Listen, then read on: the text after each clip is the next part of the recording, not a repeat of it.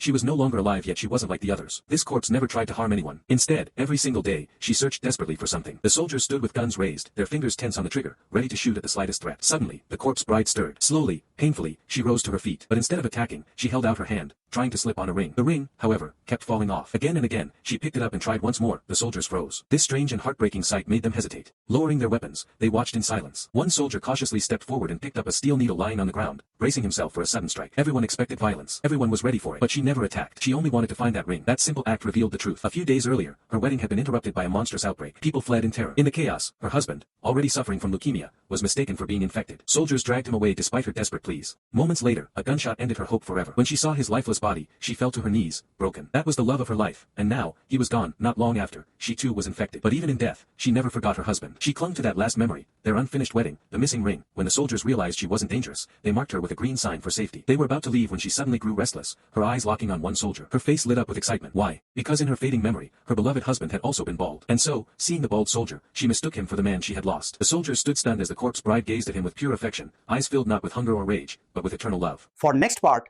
please like, share, and subscribe my channel.